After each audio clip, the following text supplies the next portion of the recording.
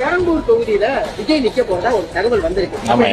பெரம்பூர் 100% சாத்தியம் இருக்கு. நானும் அங்கதான் இருக்கேன். எங்க ஃபேமிலியில ஒரு 13 பேர் இருக்கிறோம். எங்க சார்ந்த ஒரு 37 பேர் கணக்கு வந்து அவருக்கு தான்.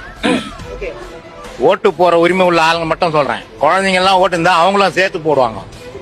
100% கெளிக்கிறதுக்கு வாய்ப்பு தெளிவான 1% கூட குறையே இல்ல. பெரம்பூர் தொகுதியில ஜெயிச்சிருவாரு. நாங்களே விஜய் தான் ஓட்டுக்கிறோம். ஒரு மாற்றம் வேணும்ல. எப்பவுமே இவங்களுக்கே போட்டு இவங்களே தான் வராங்க, எதுவும் செய்யல. ஒரு பர்சனலா சொல்லணும்னா ஒரு 2 பொம்பளை பிள்ளை வச்சிருக்கிறதுனால கண்டிப்பா நான் டிஎம்கேக்கும் ஏடிஎம்கேக்கும் ஓட்டு போட மாட்டேன். புது கட்சி நல்லா வளர்ந்து அவங்களும் 2-3 இடத்துல சான்ஸ் இருக்கு, ஜெயிக்குவாங்க. பெரம்பூர் தொகுதி பொறுத்த வரைக்கும் எப்பயுமே வந்து டிஎம்கே தான். ஆனா இந்த வாட்டி விஜய் வரதுக்கு ஒரு வாய்ப்பு இருக்கு. 99% இருக்குண்ணா, வாய்ப்பு இருக்கு. விசிலுக்கு தான் ஓட்டு போடும், விஜய்க்கு தான் ஓட்டு போடும்னு சொல்றாங்க.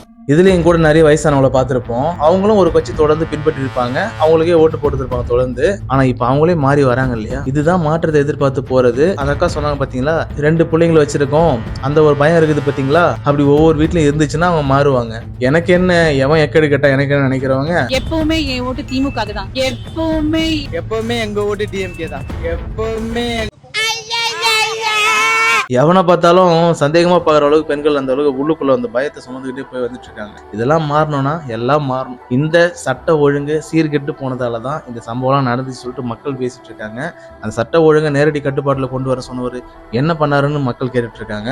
ஆனாலுமே கூட நாங்க அவர் தான் வரணுங்க, அவர் வந்தாதான் நல்லா சொல்றவங்களுக்கு எல்லாம் சல்யூட். நல்லா இருப்பீங்க, நீங்களா நல்லா இருப்பீங்க, நீங்க நல்லா இருப்பீங்க. ஆனா பக்கத்து வீட்டுலாம் சாவுவான்.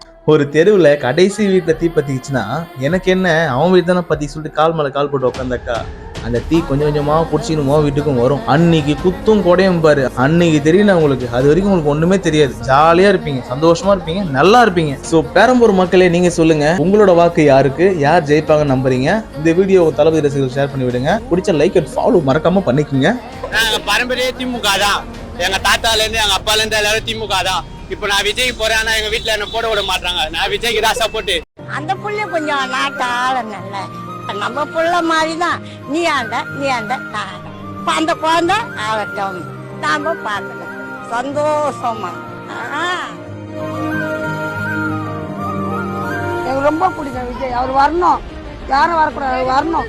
அவர் வந்து தமிழ்நாட்டை வந்து அவர் மாற்றணும். டிவிக்கு